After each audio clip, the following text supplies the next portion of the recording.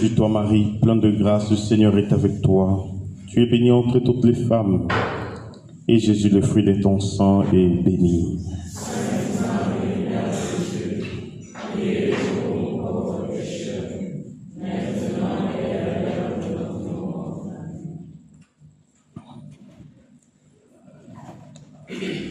Je voudrais, chers frères et sœurs, m'attacher à l'Évangile et voir dans la mesure du possible comment tirer les conséquences dans les 2 premières lectures.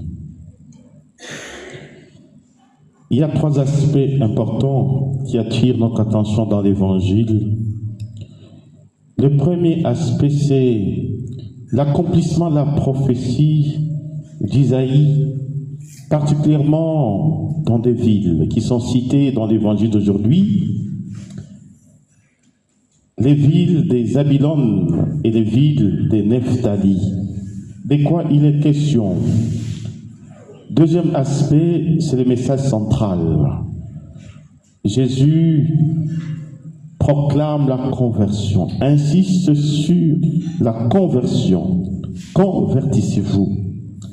Et 4e aspect, nous voyons que la communauté autour de Jésus commence à se construire avec l'appel des premiers disciples. L'aventure spirituelle commence par là. Essayons, bien aimés, de commencer d'abord par le premier aspect. Quand cette prophétie s'accomplit, elle s'accomplit dans la personne de Jésus. Pourquoi ces 2 villes sont-elles citées? Zabylone signifie habitation, signifie demeure. Nous allons comprendre pourquoi ces 2 villes sont-elles citées. Nephtali signifie combat spirituel. Ces 2 villes étaient envahies par la Syrie.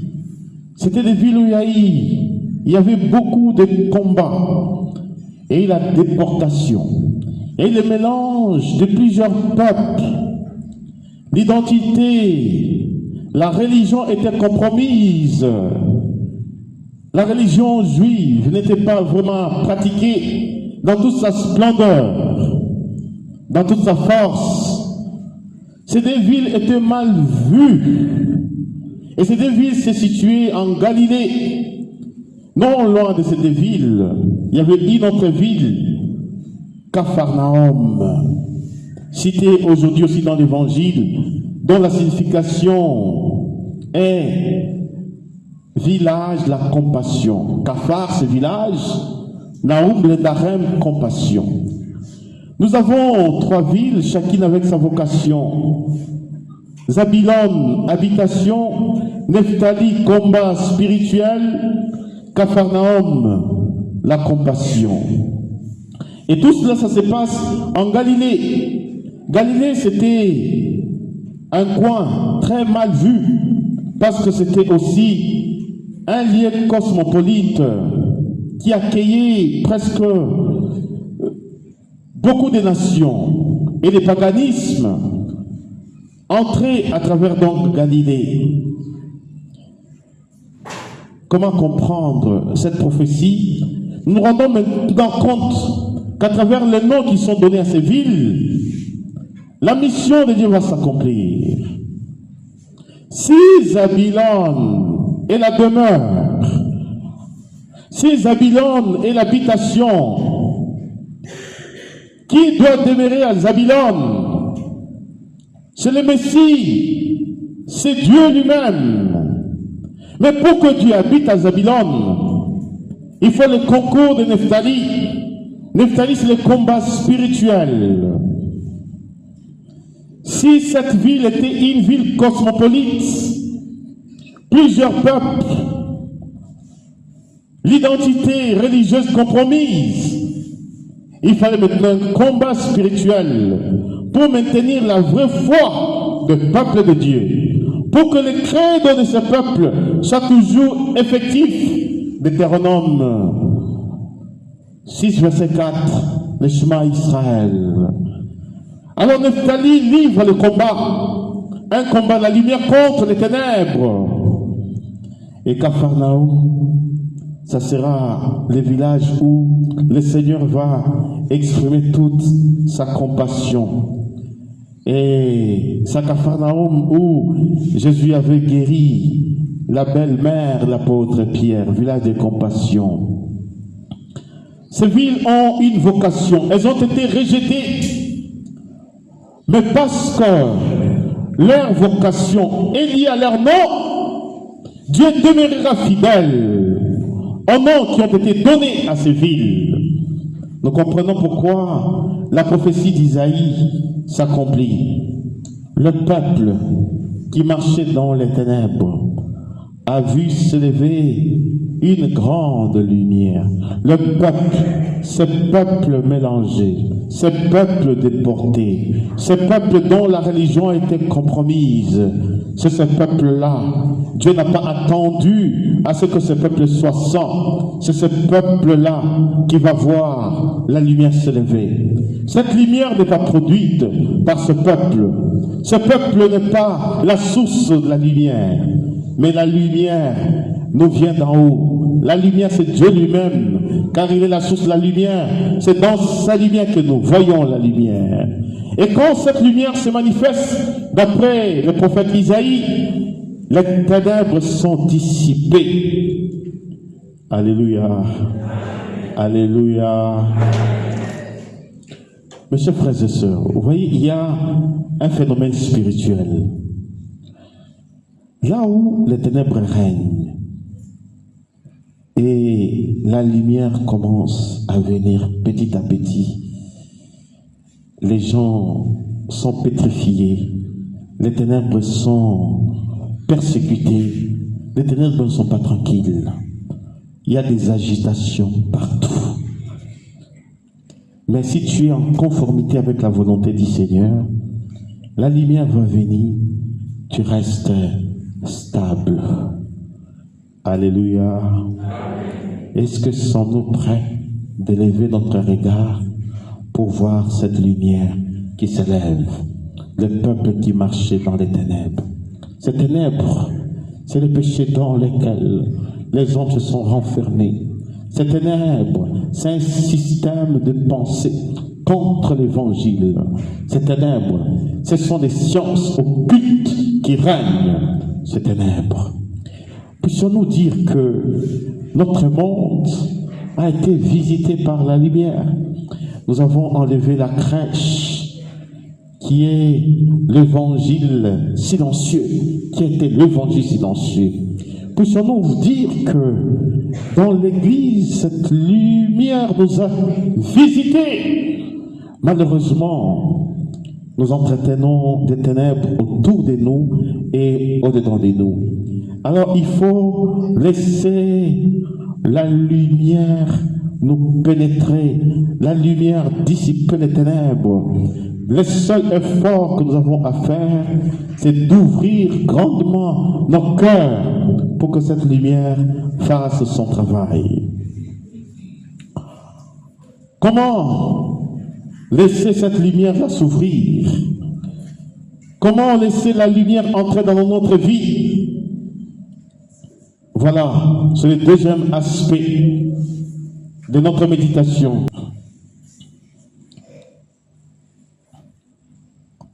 Comment accueillir la lumière? C'est le deuxième message. Convertissez-vous et croyez à la bonne nouvelle. Mes chers frères et sœurs, la conversion, c'est la repentance. La tradition juive nous dit ceci: Dieu a créé trois choses existent avant la création du monde. La première chose, c'est le Messie de Dieu. Il a toujours existé avant que ce monde n'existe. Si ce Messie est vraiment Jésus, il dira avant qu'Abraham ne soit, moi j'étais. Nous comprenons le prologue de Saint Jean. Au commencement était le Verbe. Le Verbe était Dieu, le Verbe était avec Dieu. Le Verbe était Dieu et tout fut par lui. C'est ce Messie-là qui a existé, l'omniprésent, l'omnipotence, le resplendissement de la gloire de Dieu le Père, l'effigie de sa substance divine, c'est celui-là. La deuxième chose, c'est la Torah. La parole de Dieu a existé avant. Et la troisième chose, que la tradition juive appelle la clé du royaume, c'est la repentance, la conversion.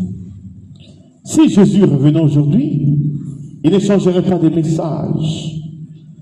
Jésus répéterait ou reprendrait les prologues selon saint Marc, Marc en 15. Les temps sont accomplis, le royaume de Dieu est tout proche. Convertissez-vous et croyez à la bonne nouvelle. Comment ça se passe la conversion? J'aimerais juste relever quelques étapes. Vous voyez ce peuple qui marchait dans les ténèbres, qui a vu se lever une grande lumière. Quand on voit la lumière se lever, la première étape, c'est la prise de conscience. Où est-ce que j'en suis? Cette prise de conscience, qui suis-je devant Dieu? Quel est mon état?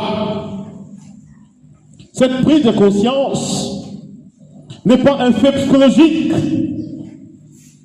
C'est le fruit du Saint-Esprit, car seul l'Esprit convainc le monde de son péché.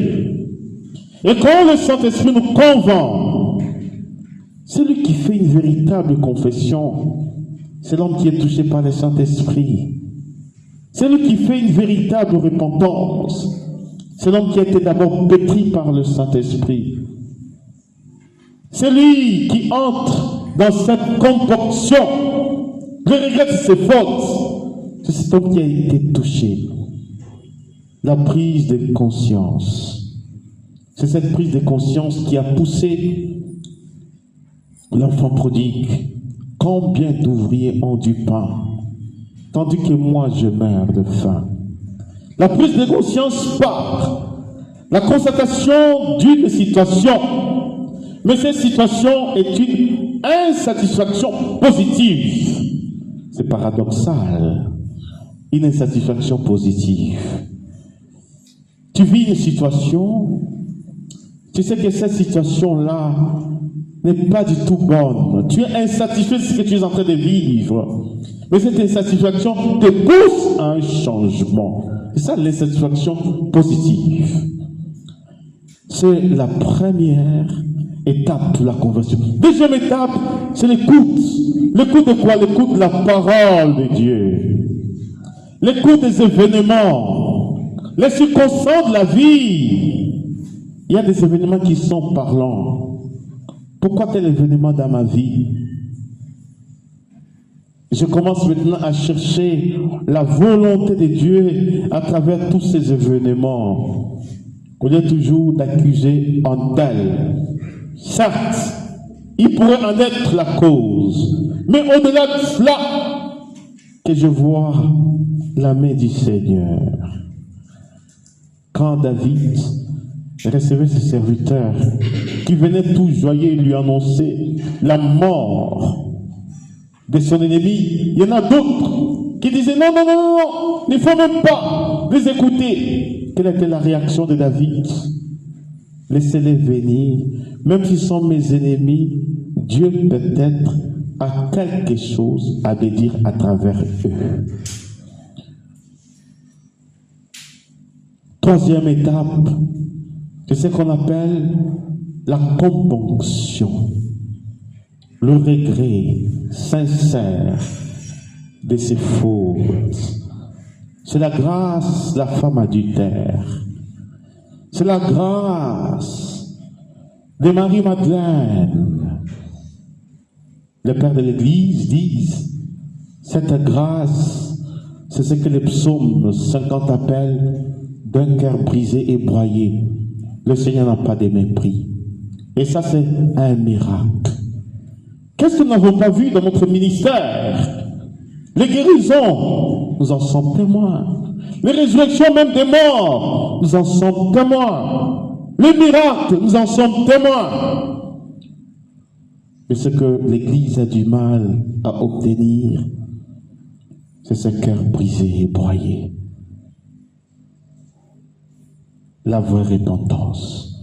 Vous allez constater avec moi que il y a tellement de thèmes favoris qui inondent nos prédications.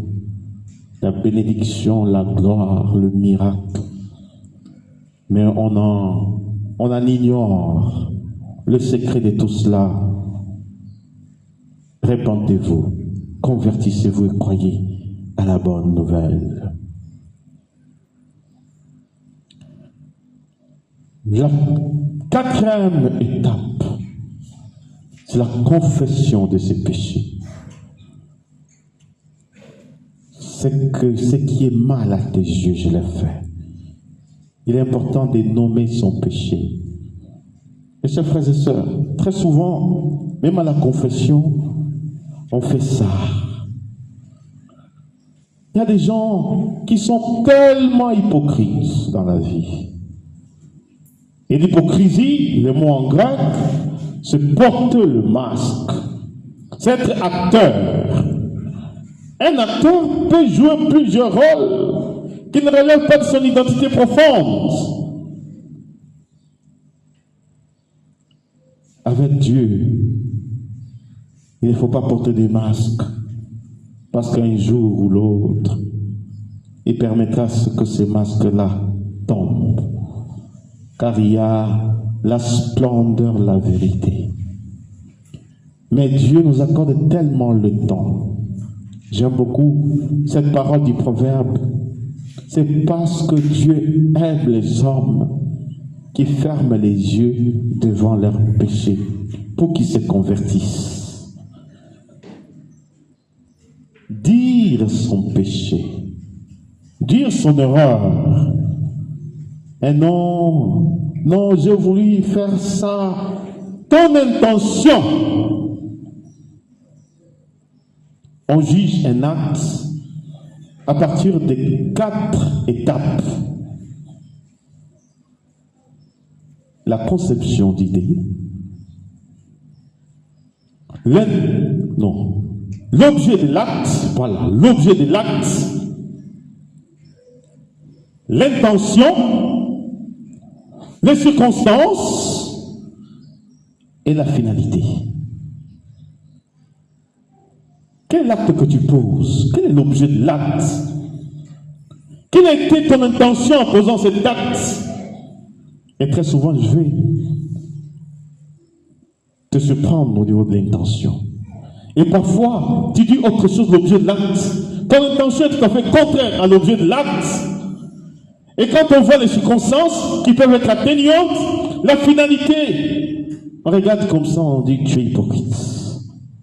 Si l'objet ne correspond à l'intention, les circonstances peuvent encore être atténuantes, mais la finalité, tu es pris.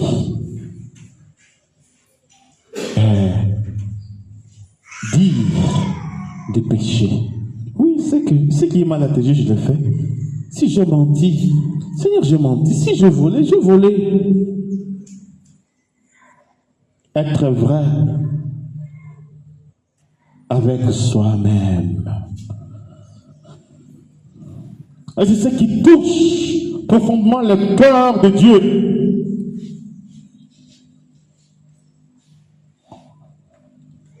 La 5e étape, c'est la transformation. Passage d'une forme à une autre.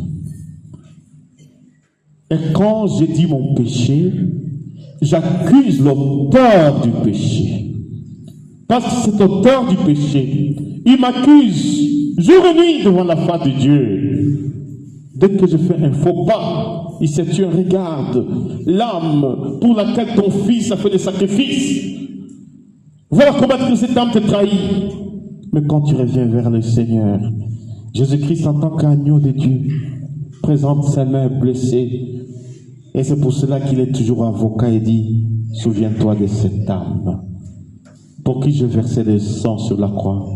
C'est pour cette âme que j'ai dit tout est accompli.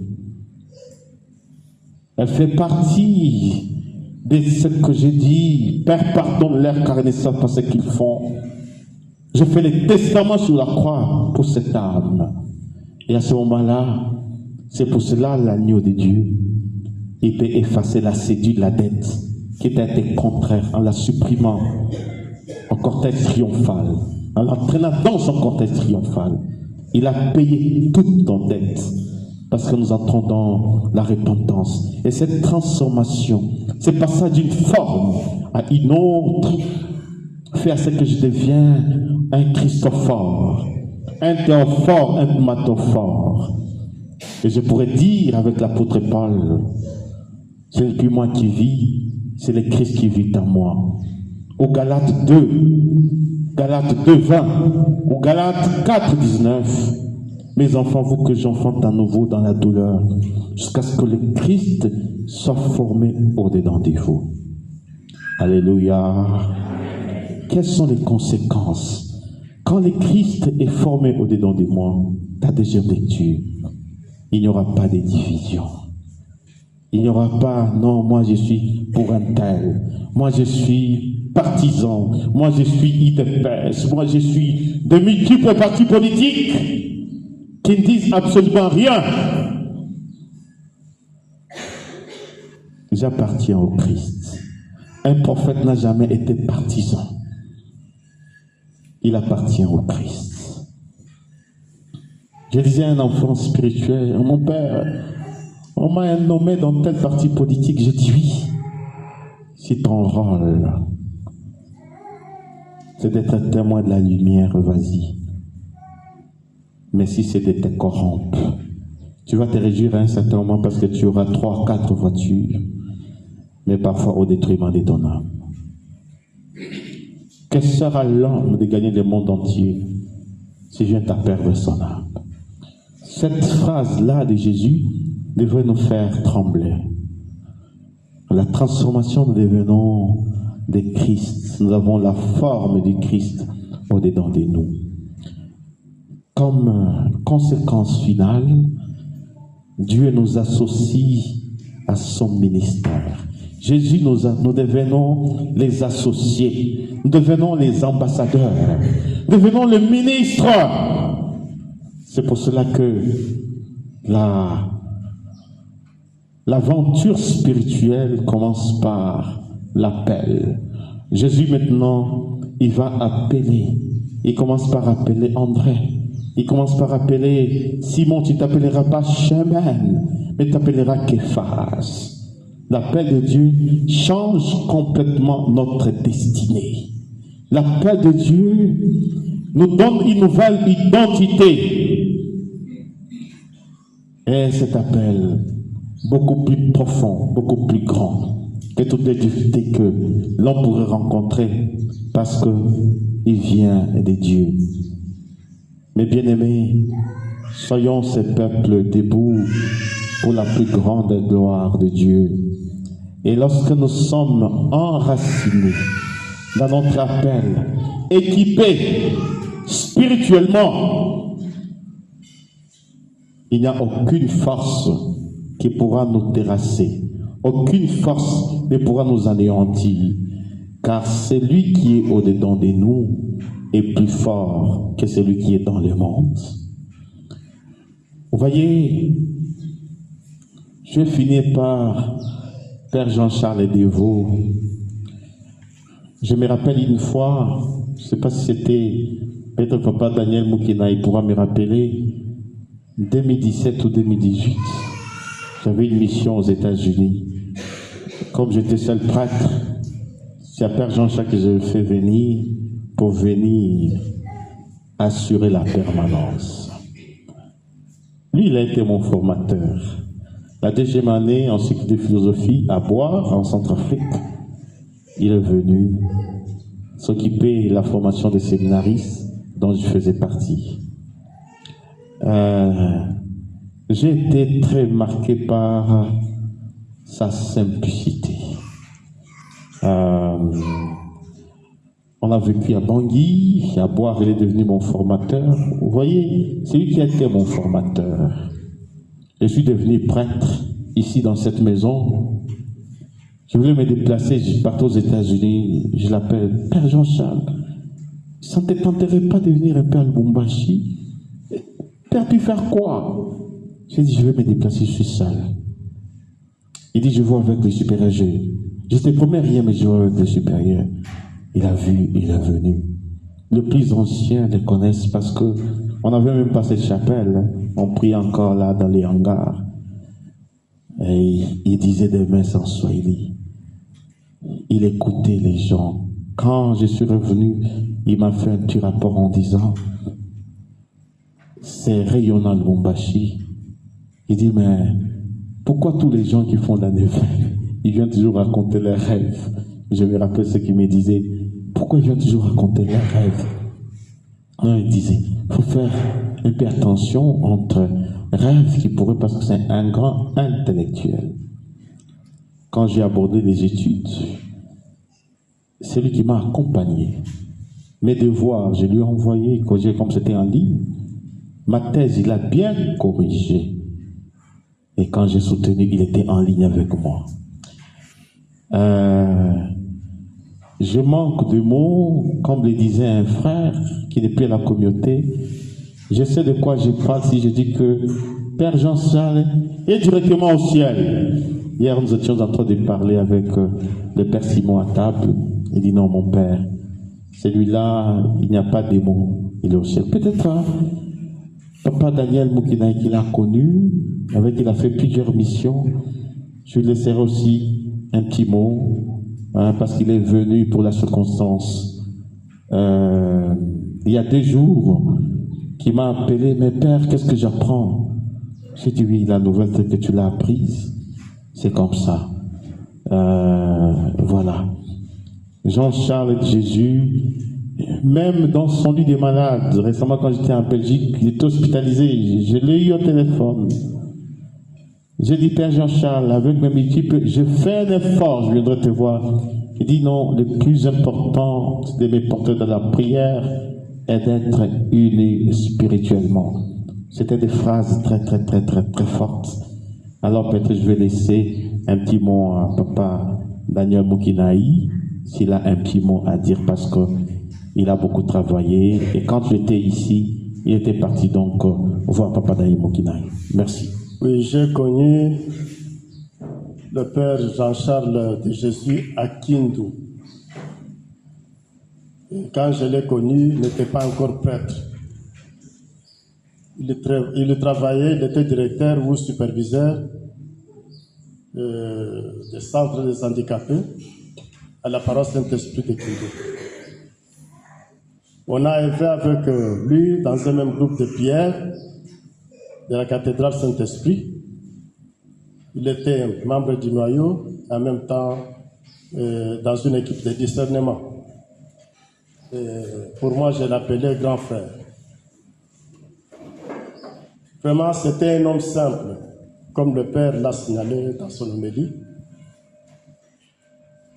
Un jour, je vais vous donner un petit témoignage sur sa simplicité. Souvent, il n'aimait pas des éclats. Et il n'aimait pas des exploits.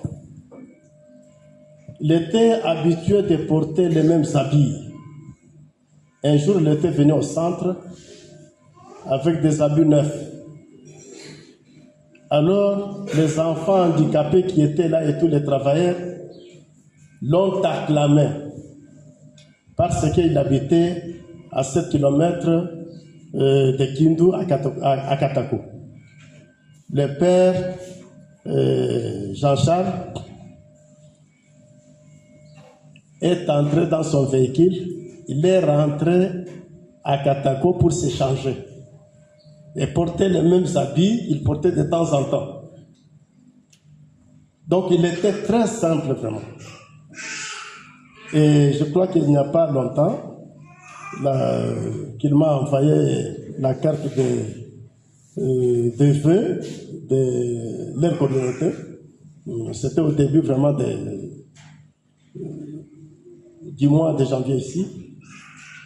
En tout cas, bon, pour moi, en tout cas, je le confirme et je l'avoue que le Père Jean-Charles, il est devant Dieu.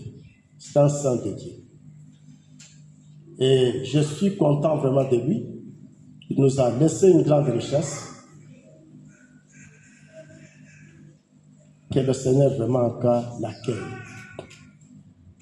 Et qu'il reçoive vraiment sa récompense qu'il a méritée.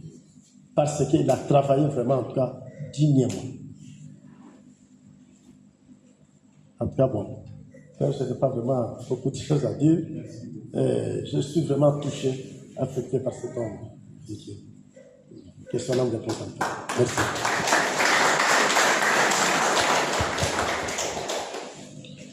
Ma vie ne connaissant une heure passagère, ma vie ne qu'un séjour qui m'échappe et qui fuit. Tu le sais, oh mon Dieu, pour t'aimer sur la terre, je n'ai rien qu'aujourd'hui. Je n'ai rien qu'aujourd'hui, je n'ai rien qu'aujourd'hui. Ma vie n'a qu'un instant, une heure passagère. Ma vie n'a qu'un séjour qui m'échappe et qui fuit. Tu le sais, oh mon Dieu, pour t'aimer sur la terre, je n'ai rien qu'aujourd'hui. Je n'ai rien qu'aujourd'hui. Je n'ai rien